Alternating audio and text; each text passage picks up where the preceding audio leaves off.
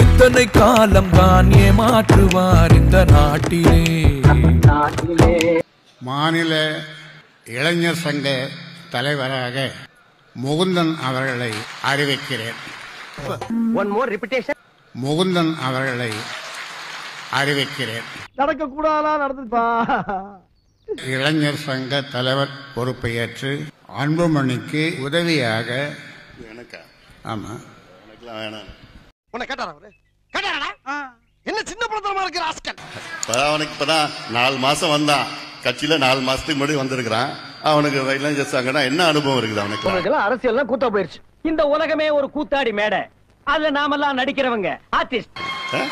என்ன அனுபவம் இருக்கு அவனுக்கு? வேற என்ன போட்டு பண்ணுங்க, நல்ல அனுபவசாலியா பண்ணுங்க. ஏங்க இவனை போய் எனக்கு தெரியுயா. ஆமா இங்க வா.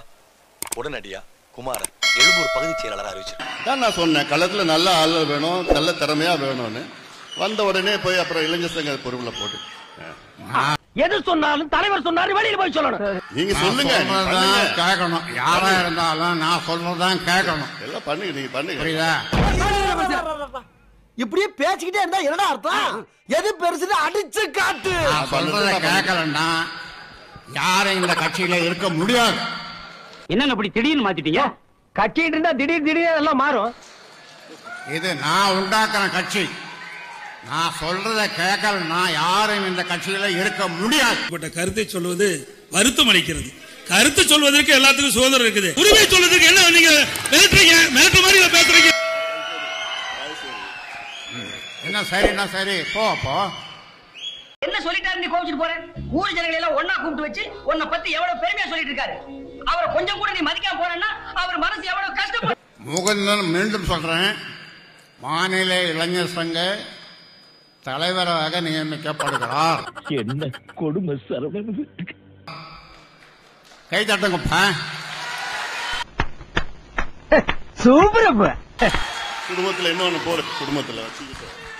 ஆனால் எல்லாம் வெற்ற நாடகம். இந்த நாடகக்காரர்களை நம்பி நாட்டை நாசமாக்குவார்களே ஒழிய ஒருபொழுதும் உங்களுக்கான விடிவை அவர்கள் பெற்றுத்தர மாட்டார்கள். நான் சொல்றதுதான் நீங்க சொல்லுங்க, கேட்கணும். யாரா இருந்தாலும் நான் சொல்றதுதான் கேட்கணும். எல்லாம் பண்ணுங்க. அதனாலதான் இதெல்லாம் நாடகம்ங்கிறோம்.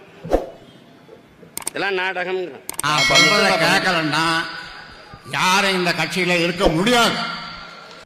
உன்னை பெத்த அப்பன்டா. அப்பனா? நீயா எனக்கு அப்ப?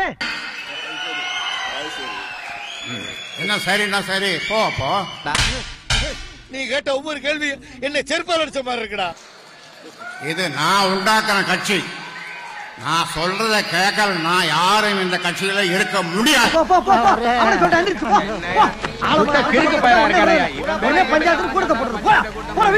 சின்ன சேனலுக்கு எதா இருந்தாலும் அது கொஞ்சம் ஆதரவு கொடுங்க. உங்க பொண்ணான கையை கொண்டு அந்த பெல்ல தட்டிடுங்க. அவங்களுக்கு சப்ஸ்கிரைபர் 5-10 ஏறுனா அவங்க மனசு சந்தோஷப்படும். அவங்க வீடியோவும் பாருங்க.